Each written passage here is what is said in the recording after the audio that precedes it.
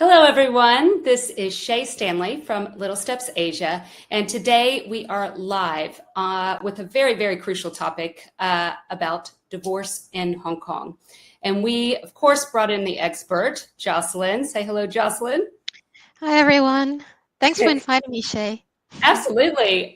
This topic is a crucial one. We're going to be specifically talking about divorce in Hong Kong around the two key areas that you have to think about, which is the financial issues as well as the children's custody issues. So, Jocelyn, we are looking forward to really breaking this apart, chatting about the specifics to the Hong Kong divorce navigation, and just getting some tips and insider information because you have such a wealth of knowledge. So just a little bit about Jocelyn. So Jocelyn's the head of family team, and she's the managing partner over at Withers Hong Kong.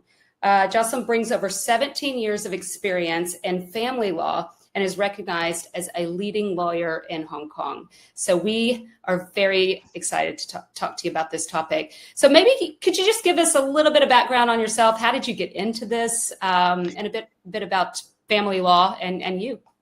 Sure.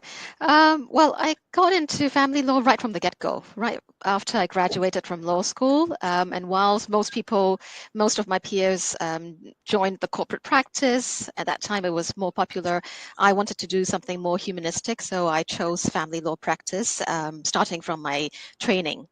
So I worked for 3 years in a boutique law firm specializing in family law, and then I joined Withers for over 12 years now.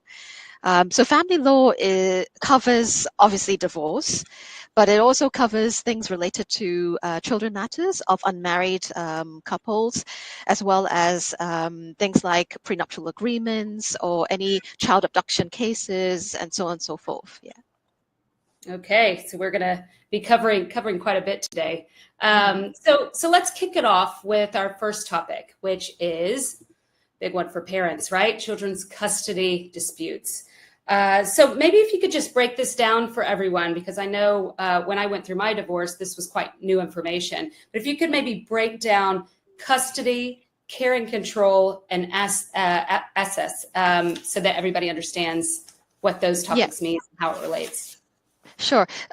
It's important that people understand these concepts because most people only recognize the word custody.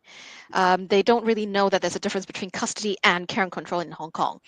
Now, custody actually means the ability to make decisions for your children, major decisions. So it's things such as whether or not they should undergo certain medical procedures or medical decisions, the school they should enter into, or if they should switch schools, where they should be living. And it's not which apartment they should be living, but whether or not they should relocate to another country to live, to immigrate, that sort of big decision, as well as things like religion. These are the broad aspects that custody covers.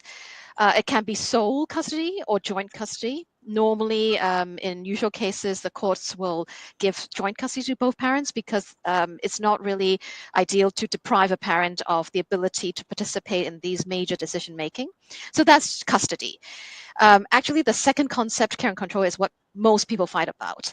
Care and control essentially means with whom the children live with. So the primary carer, if there is a primary carer in the couple, would be the person with care and control. So the children will live with that parent as their home base, and the parent who does not have care and control would then have access, which is visiting rights, and in each case it's different as to how frequent or how long each visiting should be, and it can cover day access as well as overnight access. Gotcha. And I remember the care and control. It's quite specific to Hong Kong. And I know we're going to kind of move into the common issues that arise. You mentioned that care and control is one of the big one. Can you highlight some of the issues that arise from custody disagreements? Yeah, so yeah, care and control is always the top most disputed issue, unfortunately, because understandably, when parties divorce, they would want the children to live with them because it's kind of heartbreaking that your children are not going to be living there in your home anymore. You're not going to wake up and see your children or go to bed kissing goodnight to your children. So care and control is what most people would argue about. And alongside care and control would be the determination of who is the primary carer. So in some cases, there would be two parents, and it's actually quite common nowadays where both parents work. In which case there's no distinct primary carer, as opposed to the traditional structure of a household where maybe the father goes out to work and the mother stays at home to look after the children. So when both parents need to work and there's no distinct primary carer, it may be shared care and control. So actually, the common debate nowadays is whether or not it should be sole care and control to one parent and the other parent only has access, or if it should be shared care and control, which virtually means 50-50 time split between the parents. But it also would mean that the children are shuffled back and forth between two households. It can be week on, week off, as in a parent would spend time with the children for one whole week, and then the children would go to the other parent's place for a whole week. Or it can be during the same week, time is split between the two parents. So it may be commonly what is called the 2-2-5-5 situation, where Monday and Tuesday with one parent, Wednesday and Thursday with the other parent, and the weekend, which is Friday after school until Sunday, would be alternated between the two parents. So this provides a little bit more certainty and stability to the children, because they know for sure, okay, Monday and Tuesday would definitely be with dad, and Wednesday and Thursday will be with mom, and they just need to bear in mind the weekend's rotation. So that's usually the debate, and it's actually quite common for courts or even social investigation officers to recommend shared care and control.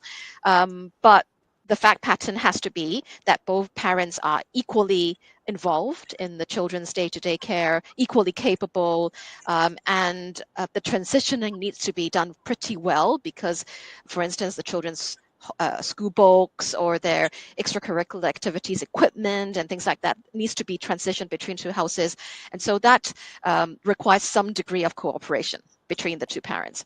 If the two parents are in such huge conflict that there's no way they can communicate effectively with each other, then usually it won't be that ideal to have shared control. Okay. So Okay. So the commitments have to be on the parents to not only fight for the title, but to follow through with what's the responsibility of it all.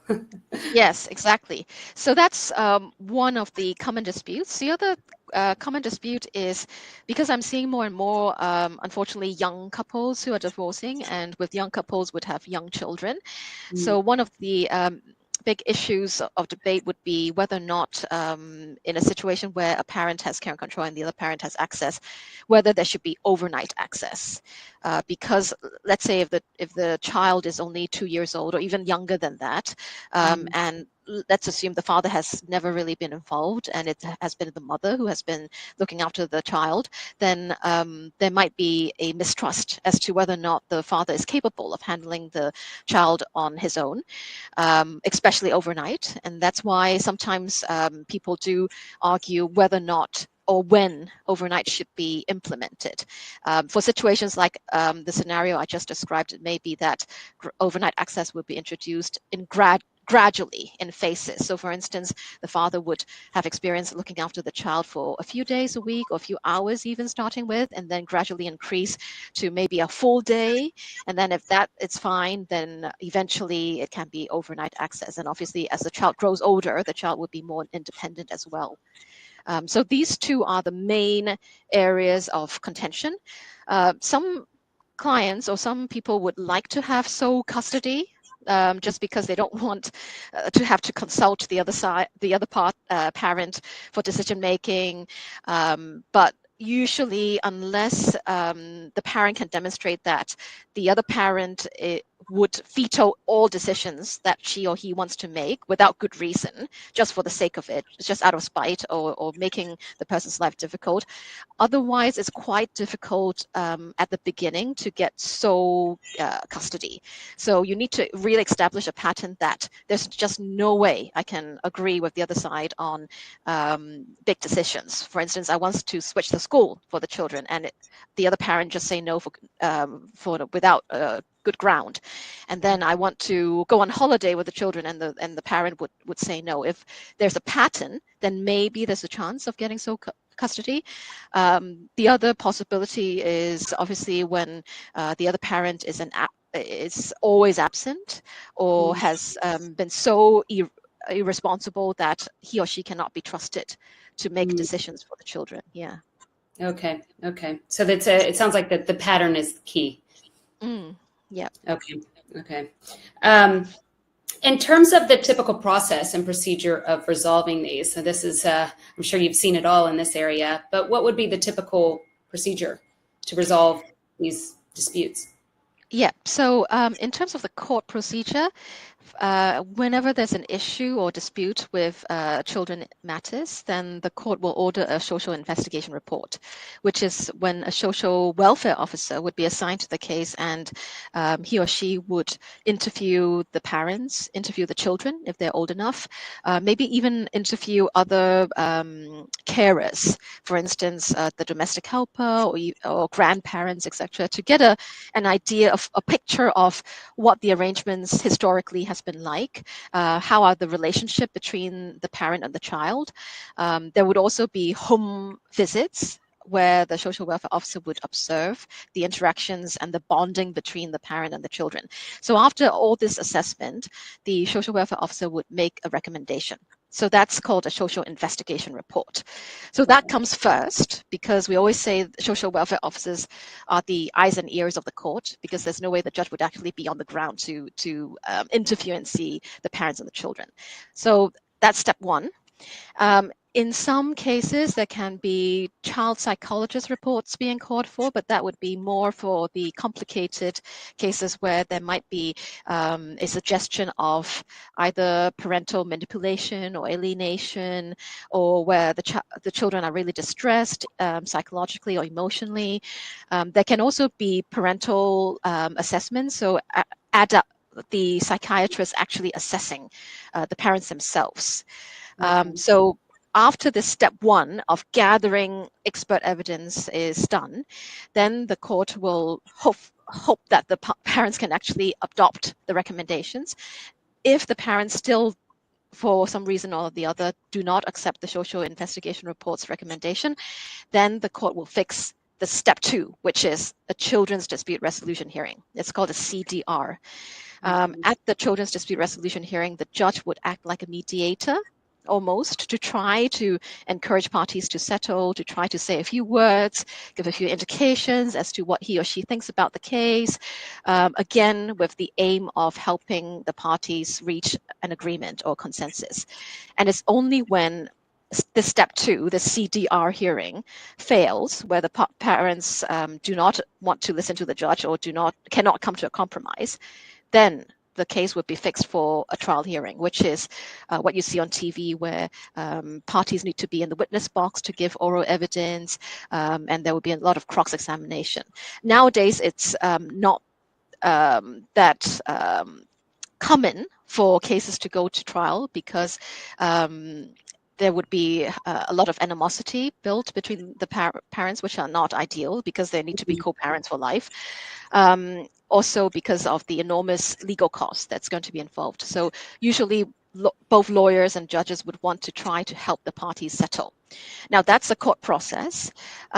In parallel to this court process, at any time, at any stage, we always advise people to go to mediation, which is outside of the court process, where they just appoint and hire a private mediator, an independent person who may also have legal qualifications, who may also be a family lawyer, to help them settle the case.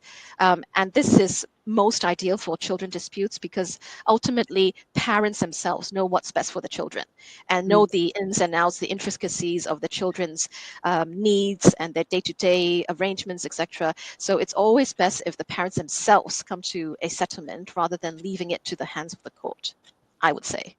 Gotcha.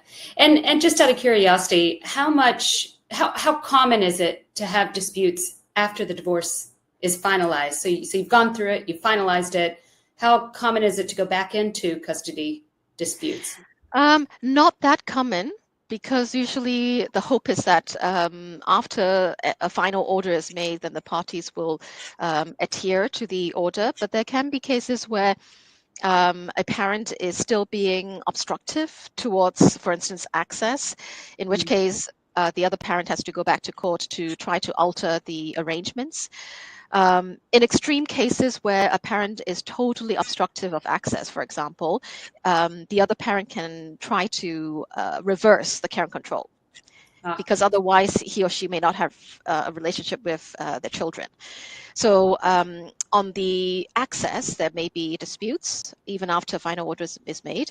And in some cases, actually, I'm doing a present case right now where there was a shared care and control order being made, but then over time, over the last 3 years, one of the parents have been focusing on his or her career so much that actually the children don't spend that much time with the parent anymore. And so effectively for the past few years, the children have been spending the majority of time with, for instance, my client. And that's why we have to take out a variation application to vary the arrangement from shared care and control to my client having sole care and control, which is the de facto situation at the present. So there can be some changes to these arrangements. And in that case, it can still be joint. I think this is where people get stuck. It can still be joint, custody, but there's one parent, and that's mainly so that they can be making day-to-day decisions without having to get everything approved. So it can obstruct day-to-day operations. Is that right? Yeah. So custody really is only for the big decisions. The day-to-day decisions, like what they eat, when they should wake up, go to school, what activities they should participate in, those things are more of the responsibility of the primary carer, which is the parent with the care and control. Okay. That's much more clear. Now, another sticky topic in custody arrangements, which we've seen a lot, like post-COVID actually, is the relocation issue and how that affects, maybe you've gotten a divorce in Hong Kong and now one person has relocated, or we've seen people move during COVID and never come back and causing issues there. So maybe if you could talk us through how relocation plays into the custody disagreements and steps around that. Sure. So relocation applications are quite common, especially for expat couples, because there may be a situation where in the event of a divorce, an expat mother, for example, decides that there's no reason why she should stay in Hong Kong anymore and wants to move back to her home country and back with her family, etc.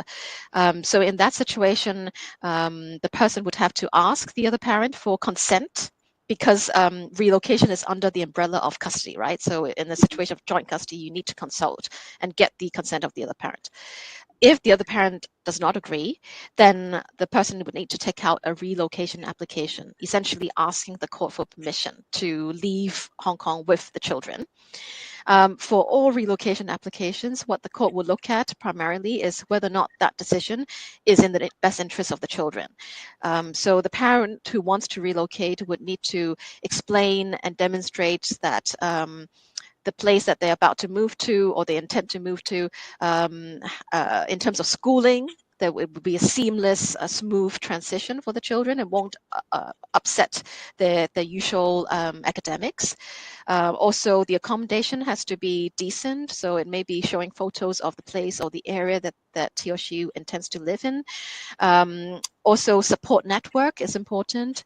If the person wants to live or move to a place where he or she has no family members or no friends at all, then the court will question, what happens in case there's emergency situations? Who can help you look after the children? So support network is also important. And finally, it's also important to have a proposal on what access the other parent, the left behind parent, should have, because the court will also be concerned that, once the children are relocated elsewhere, the left behind parent has to have sufficient access to maintain that kind of relationship with the children, be it through video calls regularly, or by visiting the children. Either the parent travel abroad, or during the children's school holidays, the children are allowed to return to Hong Kong to see the parent, or even go on holidays with the parent, etc. One of the things that is quite important is to demonstrate that the parent who wants to relocate with the children is not doing so with an intention to deprive and cut the other parent off of a relationship with the children. So therefore, if the parent has all along been cooperative and facilitative of the other parent have access with the children, then it would be in favor of his or her relocation application, because then the court wouldn't think that, you just want to cut the other parent out. However, if the parent who wants to relocate has historically been very difficult on access and tries to find excuse for the parent not seeing the children, then the court might question, is this move intended to remove the other parent from the children's lives? So I always advise clients, if you do want or you anticipate a relocation application, you need to be cooperative now. Otherwise, the court might not allow you to relocate, because that would mean that the other parent would never have a relationship with the children anymore. Got it. Okay. And then what factor in is the kid's desire to relocate? Is that something that comes with an age, or where does that come in with the whole process? Yeah.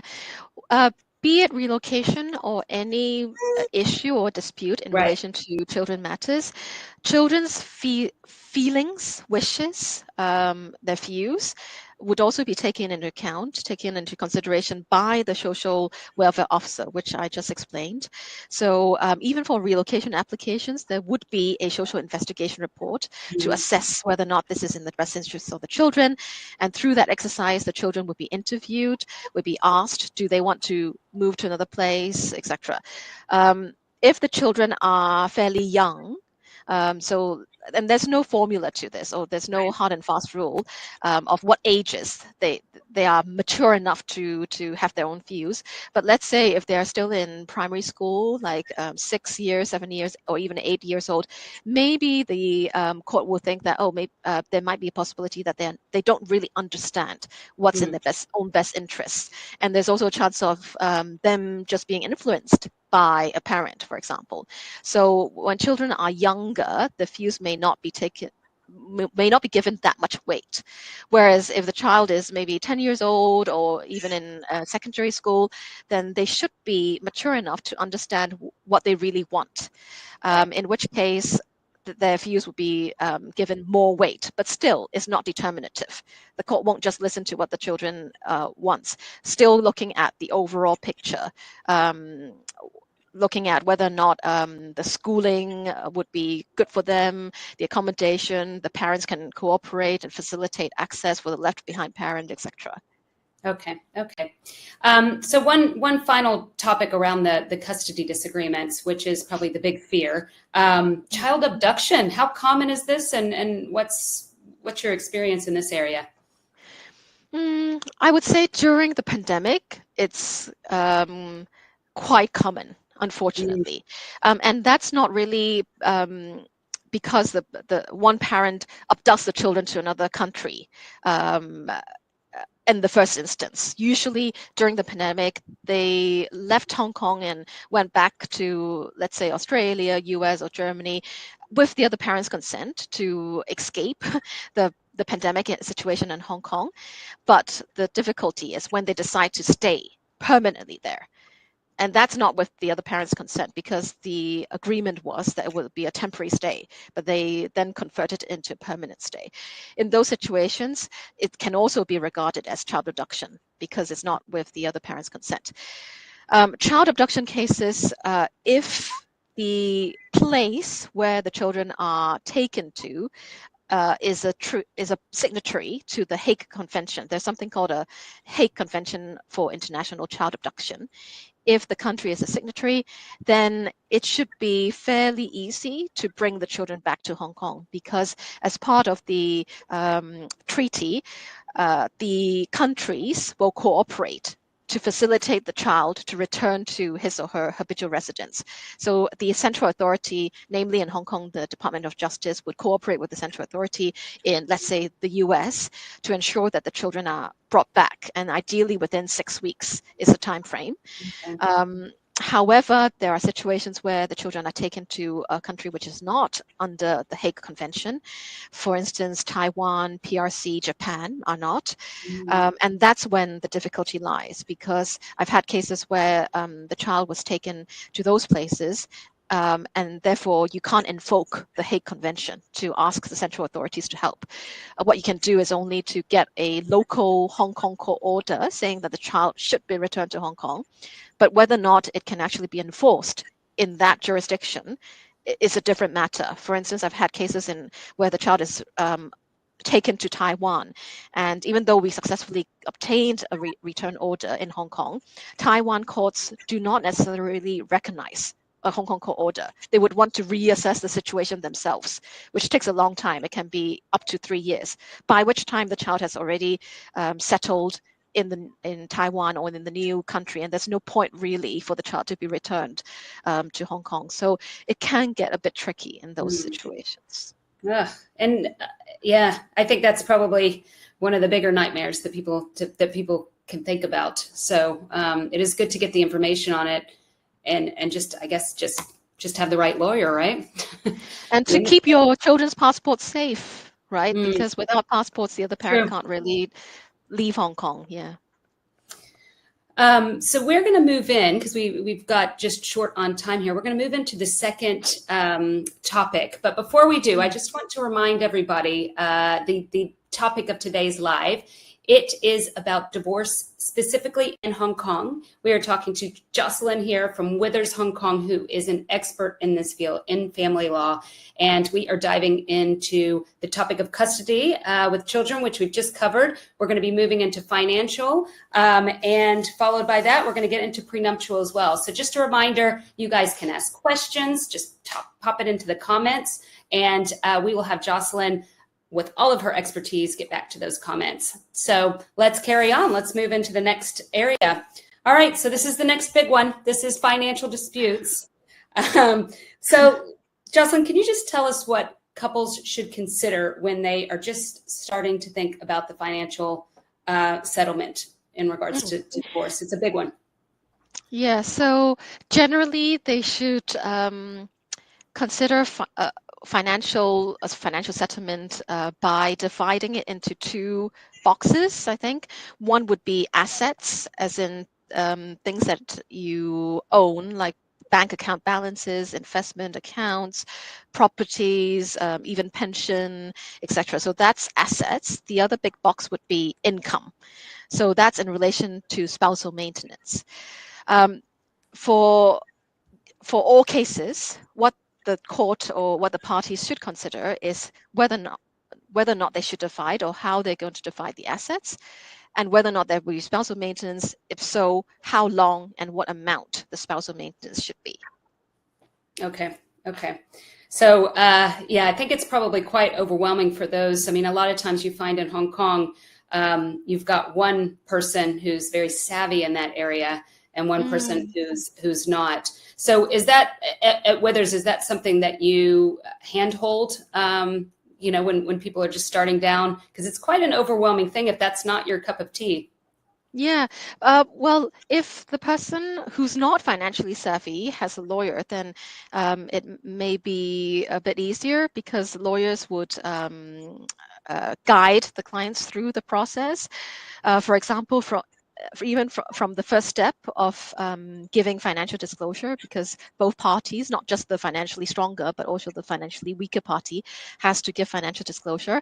And in part of that exercise would be where they need to set out their expenditure, and some people may not have a clear idea of what they actually need every month. They may not keep records. So that's when hopefully with lawyers' help, or even sometimes people engage accountants' help, they would be able to figure out, okay, item by item, what do I need to spend every month, and looking at historical bank statements or credit card statements to gauge what is the estimated amount.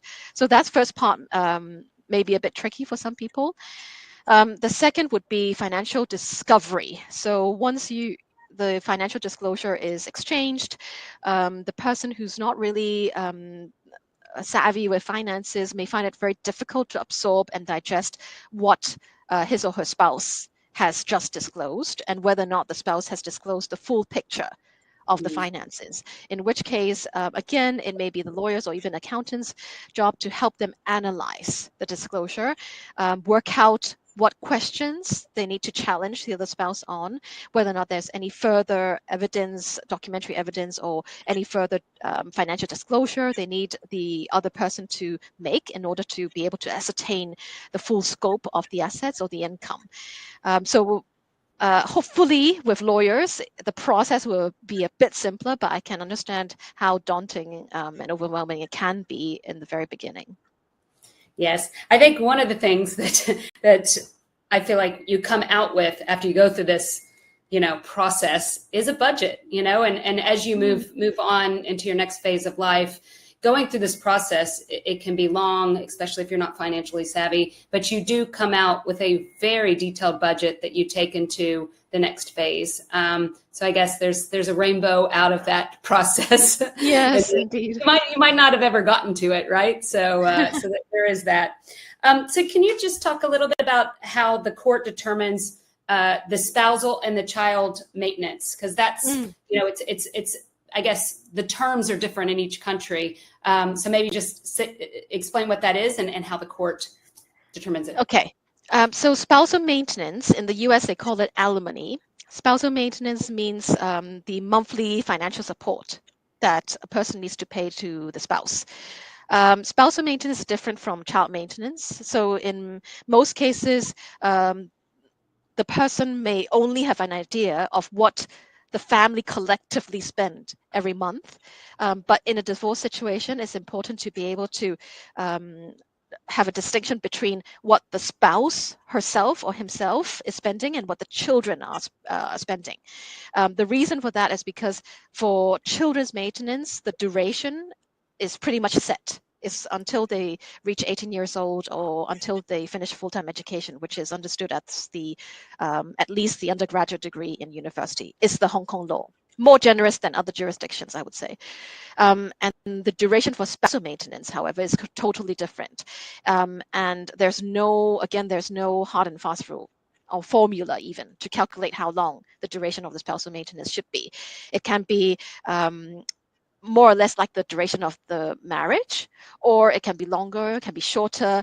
In some cases where it's an extremely long marriage and at the time of divorce, the spouse is already of an age where he or she should not be expected to be able to earn anything, the spousal maintenance can be for a lifetime, which essentially means until death or remarriage.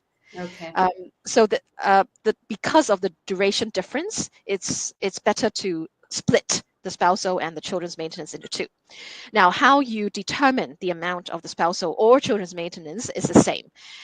One would look at the historical expenditure. So really getting down to historically, what do I spend or what do my children spend on things such as food, traveling, clothing, personal grooming, for children, ECA, schooling, like everything under the sun. You need to have a calculation. Either you present receipts if you have a habit of collecting receipts, or you throw through your credit card statements to try to figure out what is the average amount that you're spending on each item. So that's how you calculate the amount. Once you've calculated the amount, however, then you need to look at the income. If both parents are earning, then obviously both incomes would be relevant. But if there's only one breadwinner in the family, then the question would be whether or not this one income can still support the families in a situation of divorce, because there would be two households and inevitably it would be more expensive to upkeep two separate rents or two separate households expenses. If the person can afford it, can afford paying and continuing with the standard of living, then obviously that's the amount of spousal maintenance and children's maintenance that the person is expected to pay the other person. However, if the one income is no longer sufficient to cover these two households, then the children's maintenance will come first. First, you need to meet the children's maintenance because we don't want to have to jeopardize the children's standard of living or disrupt what they're used to. After taking care of the children's maintenance, then whatever's left, it may be a case of both parties having to reduce their standard of living a little, so adjust the expenses so that they can make ends meet. So that's basically how the maintenance aspect is adjusted and assessed. Okay.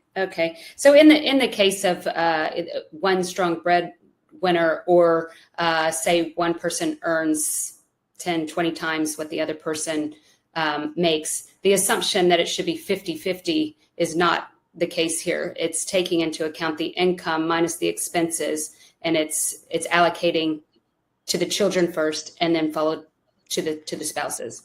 Yeah, so maintenance is not calculated according to a percentage of the person's income.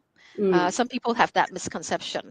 Right. It's really down to the actual historical expenditure. So each case is different. It can be high or can be low. For even families having quite affluent incomes, it may be that the wife, for example, is spending very frugally, or she's not spending much.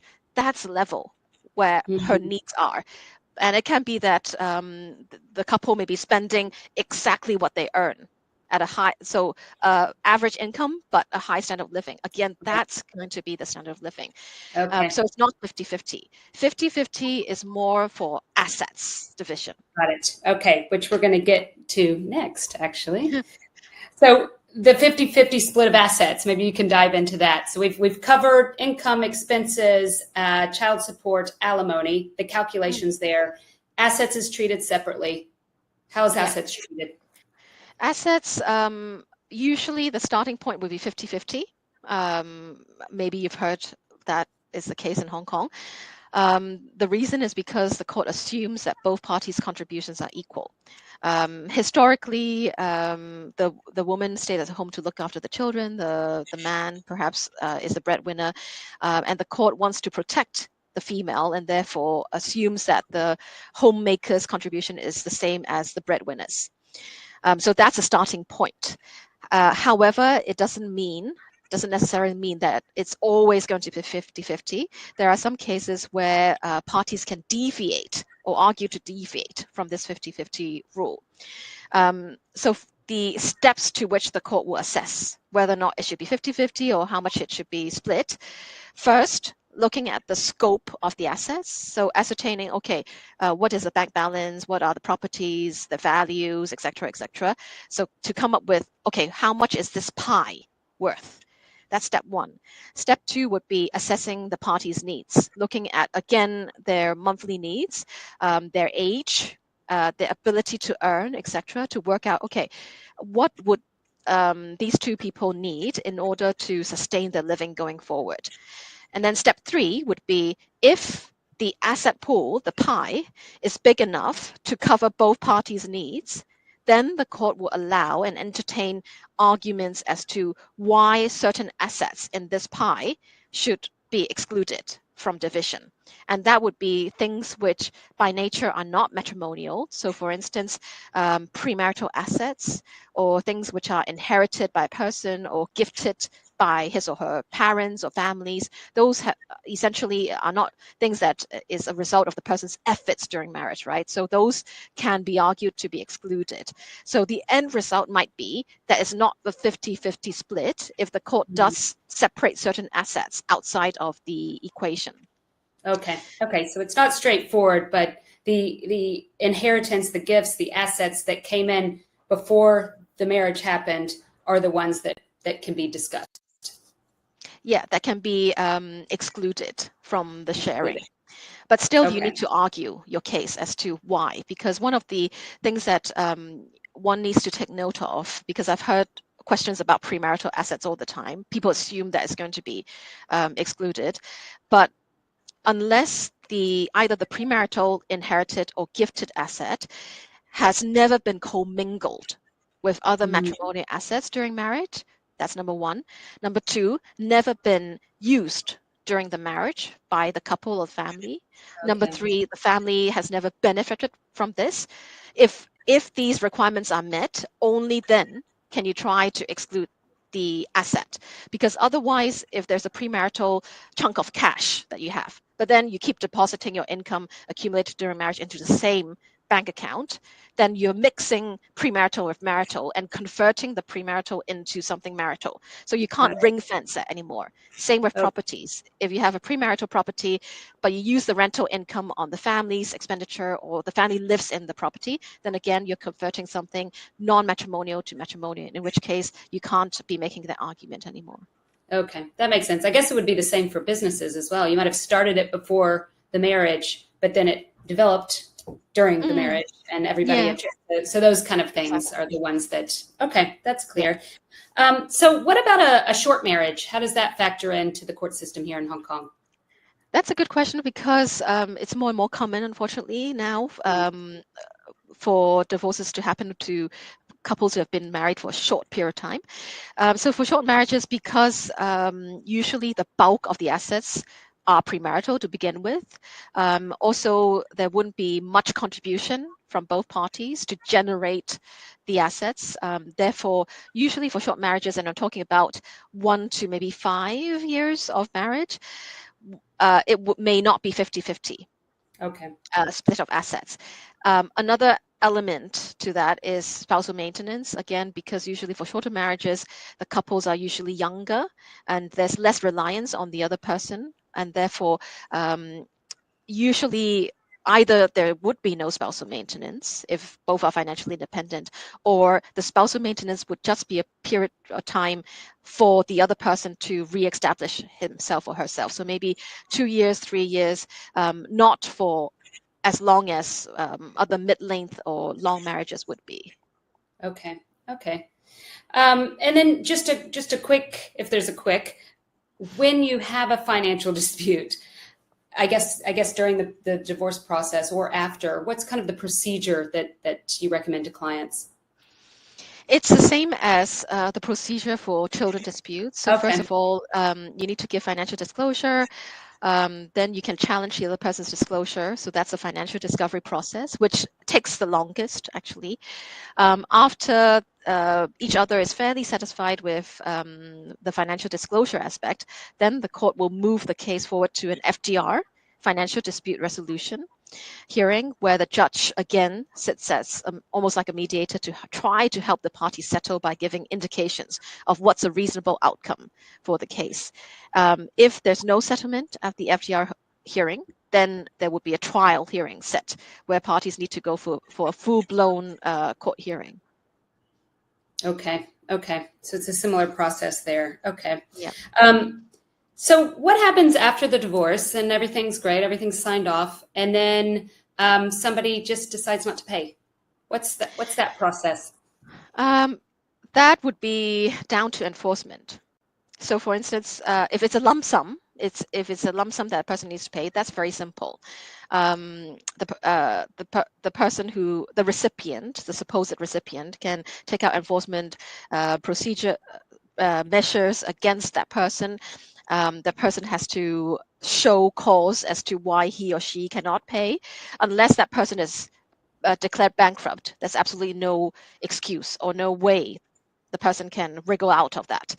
For maintenance, if it's not paid, the other person may take out a variation application, because it may be that the person feels like the amount is no longer affordable, in which case they want to vary it downwards, which makes it a bit more complicated. But ultimately, if it's not a matter of affordability, then again, there can be measures done to ensure that the other person pays, called a judgment summons. So you actually summon the other person to go to court to give financial disclosure and explain why he or she cannot pay.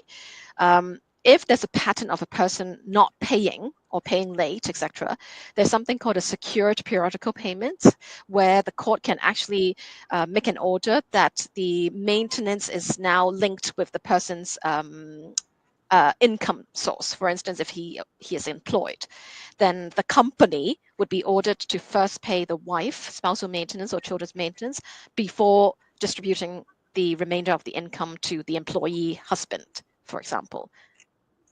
Got it. Okay. And how common is that? Is it a common thing, or is it?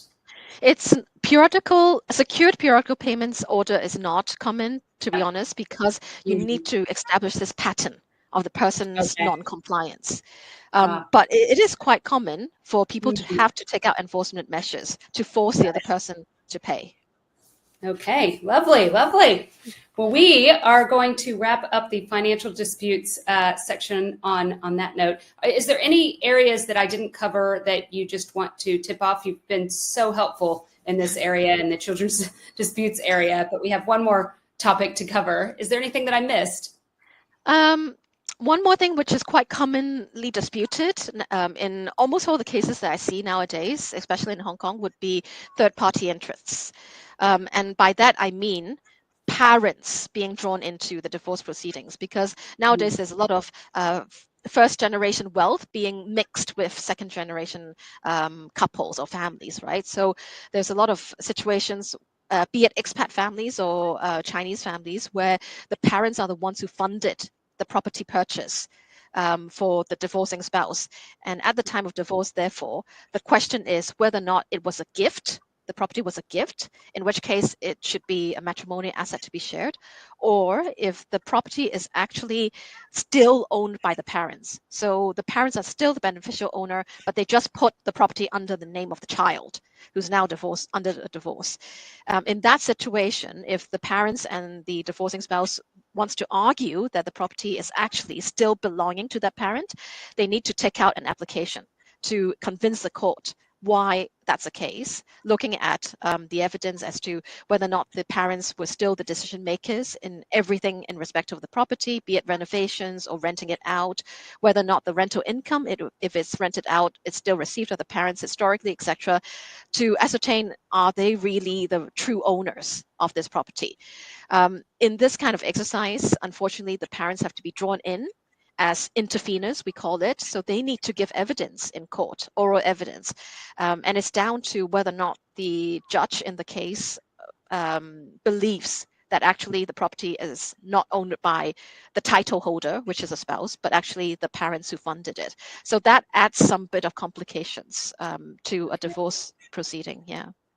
Everybody jumping in, everybody getting involved. Yeah. Okay, so for those that just joined us, we are talking about divorce in Hong Kong.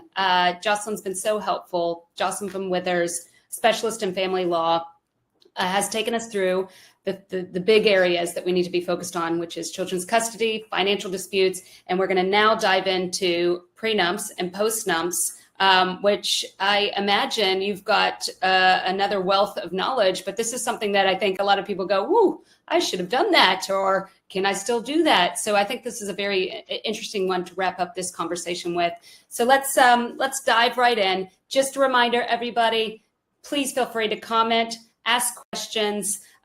We know that divorce is quite a tricky thing. So, if you want to be anonymous, we can also pop in comments on the link to Withers, so you can contact Jocelyn directly and ask those questions as well. So let's move on to the third area, which is all about prenupts. Let's talk about prenupts and postnupts.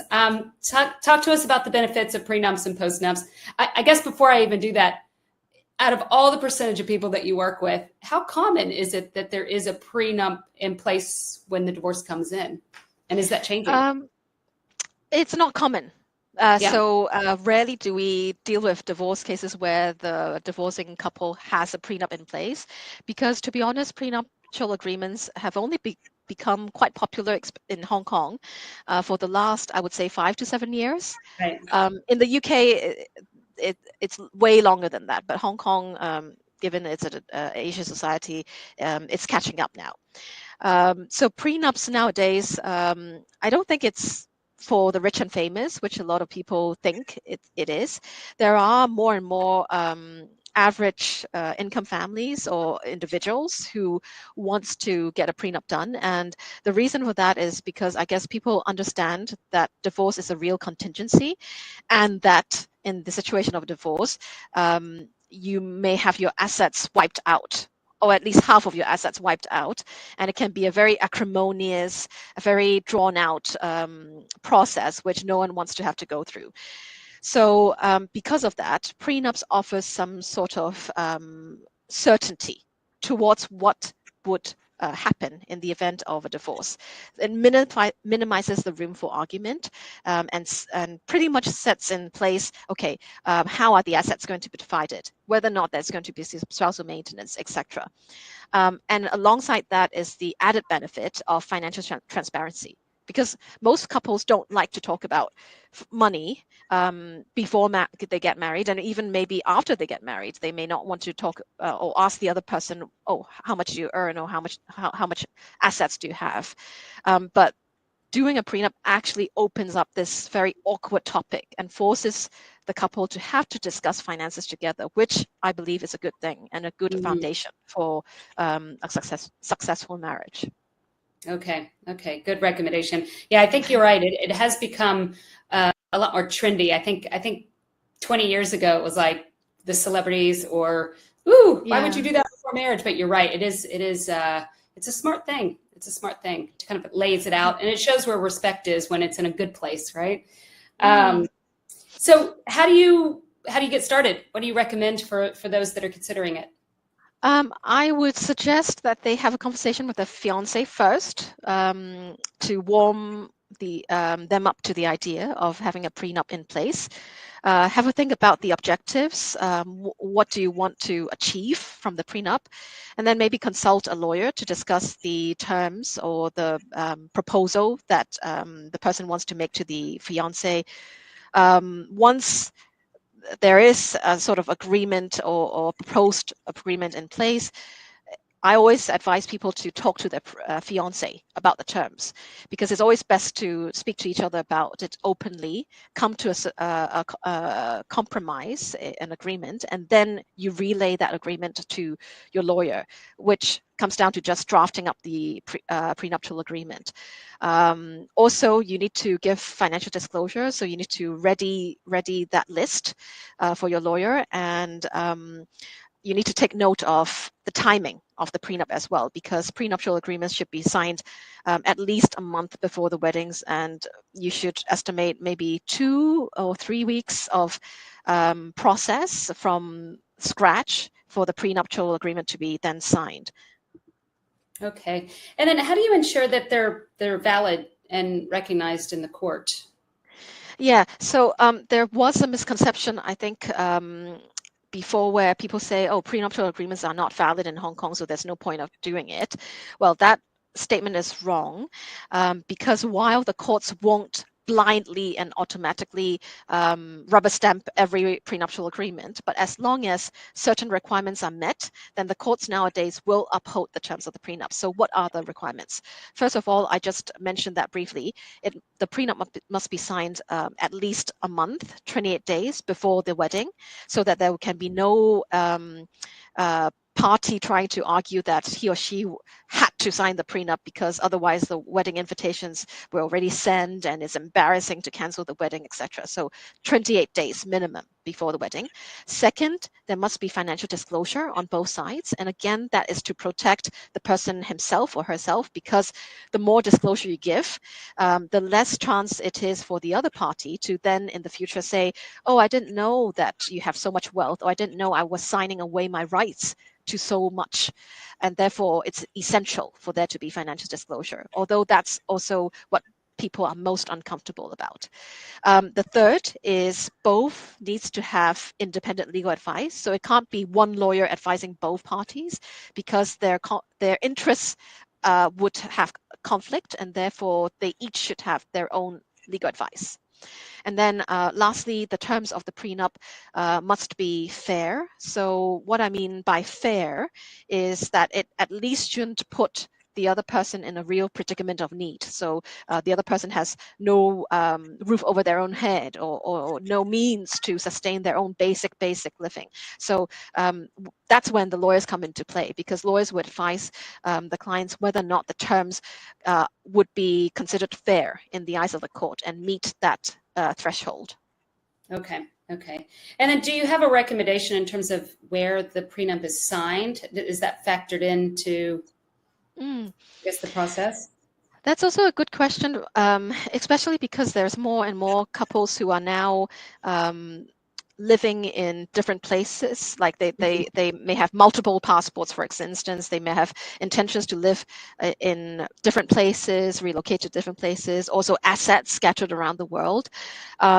Usually, if they, I would tell them that where you sign the prenup would be determined by where you intend your marriage to be. So if you and your fiance intend that you're going to continue to live in Hong Kong for the next few years, or even for the long term, then the prenup should be done in Hong Kong.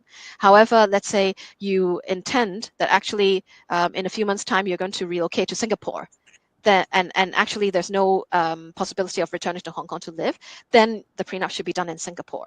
Because when you use the prenup is when the divorce takes place, right? And where the divorce takes place will depend on where the couple is living at the time of the divorce.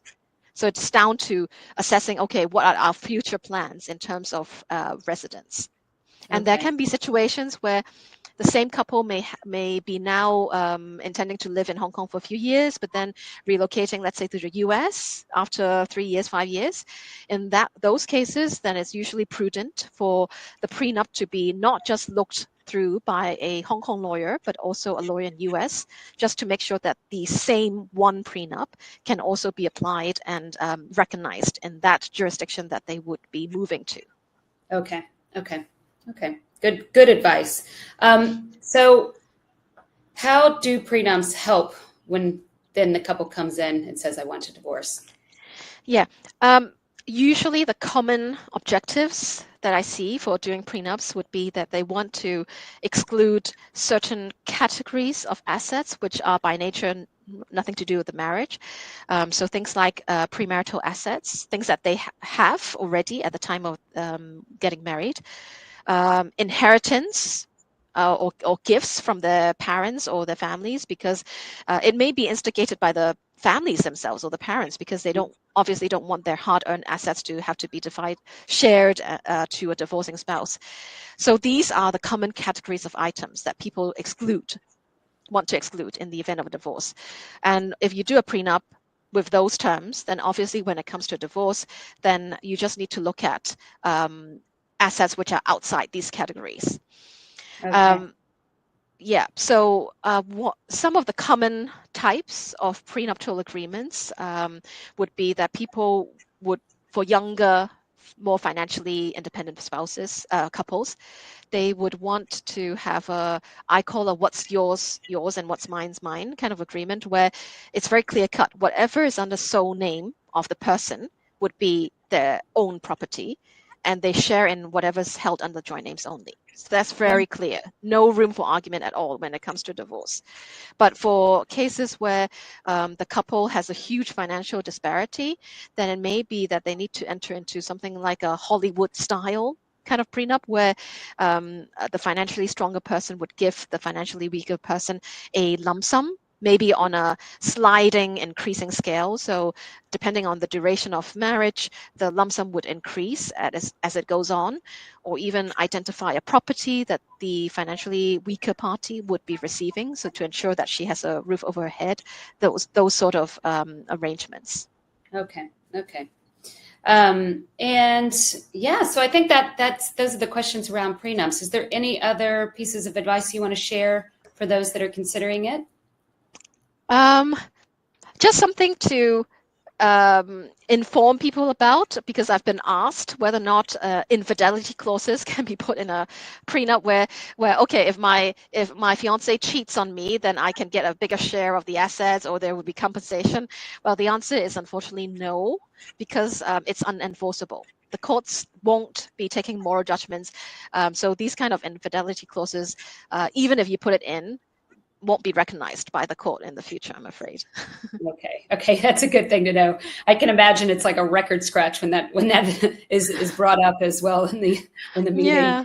So that's good to know. It's good. This is the insight that you have, right? Yeah. These are the questions. Well, thank you so much. This takes us through the 3 core topics that we wanted to chat with you about today. And so we are super thankful for all of that, the insight. You went into the details. You did it in a very simple way that we can follow. And so I know that the readers are going to be very, very thankful for that. Just a reminder for those that have been listening along the way or perhaps listening to it after, you can still ask questions. So just pop in there your comments. We're going to be live across multiple platforms. Pop in those comments. We will have Jocelyn take a look at those and make sure that you get them answered. And also at the end of the live, stay tuned. We're going to be popping up Jocelyn's contact details as well as in the comments so that you know how to get in touch and ask specifically about your personal situation. It's always personal, isn't it? So thank you. I did see there's 2 questions that came in, so maybe we'll just answer those and then we'll wrap it up. So the first question, this is a good one. What unique challenges do international families face during a divorce in Hong Kong? So specific to international families, expats. I would say it would be common for there to be a need for relocation applications to be made, because for expat families, there may be one of them who wants to relocate back to their home country. In the children's section that we've done, I've already explored and explained how or what aspects a person should consider when he or she needs to make a relocation application. But essentially, it's making sure that he's able or she's able to convince the court that the plan to relocate is in the children's best interest. So in terms of schooling, accommodation, support network, everything has to be thought very carefully. And also there should be a pattern that the person has been a cooperative parent, so that there would be no allegation that the relocation is done with the intent to deprive the other parent of a relationship with the children. So that's one of the challenges. The second, I would say, actually for international families or even expat families is when it comes to unmarried couples, because actually I have a lot of cases involving children of unmarried couples. In those situations, not a lot of people know, but fathers of unmarried children have no rights whatsoever, no parental rights. In order to get parental rights, he has to apply to court for declaration. Without that, if the mother, let's say the relationship breaks down and the mother wants to again take the children back to her home country, the father is without any legal recourse. The father can't invoke the Hague because technically speaking, he has no legal rights. So what he can only do is to go to court to get a declaration for his parental rights to be recognized first, and then get a return order. But by that time, it would be probably 6 months down the line and the children would have left the country already. So I always advise unmarried fathers to secure that declaration first, so he is on equal footing with the mother. And I see that situation happening so often, especially during the pandemic, when it comes to expat families. Oh, that's tough. Yeah. Specific to Hong Kong. Yeah. Yeah. All right. So the second question that we have that has come in, how does the legal process differ for expats compared to local residents? The short answer is there's no difference in the legal process, but for expat couples, they need to establish jurisdiction, because the courts, once they see it's a Western name and not a Chinese name, they would assume that you're not a Hong Kong local resident. So you need, in order to divorce in Hong Kong, you need to satisfy jurisdiction itself. So either you have been living in Hong Kong for the past 3 years, or you can say that you have a substantial connection with Hong Kong. For instance, your children are studying here, your income is received here, you even have a company here, or you have properties and the majority of assets are located in Hong Kong, etc. Finally, if the expat couple is actually has been living in Hong Kong for over 7 years and is a permanent Hong Kong resident, then the couple can say that they are domiciled in Hong Kong, as in they intend Hong Kong to be their forever home. So the jurisdiction part needs to be established first before they can move on to the legal process. Okay. Very good questions. All right. Well, that wraps it up. This has been a pleasure.